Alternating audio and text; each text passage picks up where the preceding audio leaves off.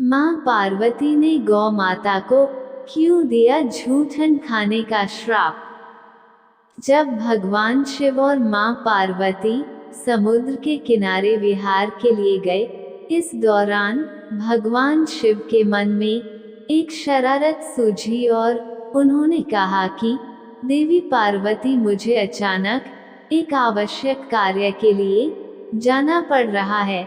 मैं कार्य पूर्ण होती ही शीघ्र आपके पास आता हूँ, आप यहीं मेरी प्रतीक्षा कीजिए।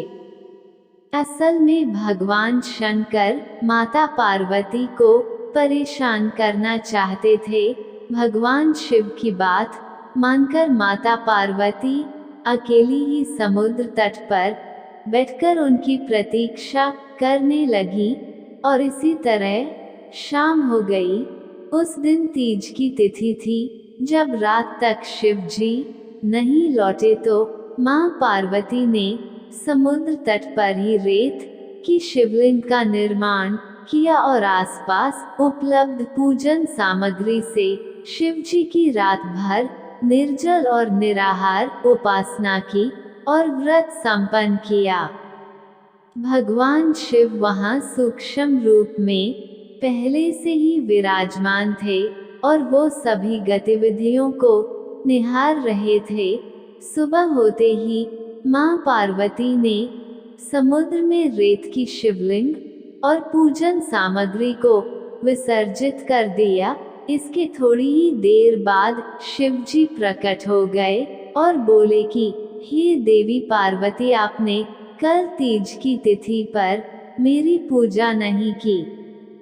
पार्वती जी ने कहा कि भगवान, मैंने आपकी पूजा की है और अभी सामग्री विसर्जित की है। भगवान शिव अभी भी माँ पार्वती के साथ ठिठोली करना चाहते थे और बोले कि हे पार्वती, मुझे तो पूजा का कोई चिन्ह दिखाई नहीं दे रहा है। अगर आपने पूजा की है तो उसका प्रमाण दीजिए। शिव जी की बात सुनकर माता पार्वती ने आसपास देखा और उन्हें वहां एक गाय खड़ी दिखाई दी। उन्होंने भगवान शिव से कहा कि ये गाय मेरी साक्षी है। जब मैं पूजा कर रही थी तब ये उपस्थित थी। भगवान सदाशिव ने गाय से पूछा कि क्या पार्वती ने पूजा की है, तो गाय ने ना में सिर हिला दिया। भगवान शिव ने कहा कि पार्वती, आप असत्य कह रही हैं, गाय ने तो गवाही नहीं दी। भगवान शिव के समाने स्वयं को अकारण झूठा साबित होना माँ पार्वती जी को सहन नहीं हुआ और उन्होंने उसी वक्त गाय को श्राप दिया कि तू दिव्य जन्मा है, जगत कल्याण के लिए प्रकट हुई है, इसलिए जनहित के लिए तेरे गुण यथावत रहेंगे। किंतु जिस मुख से तुमने ये झूठी गवाही दी है उसे दंड भुगतना पड़ेगा। झूठ बोलने के कारण ही अब झूठन ही तेरा आहार होगा।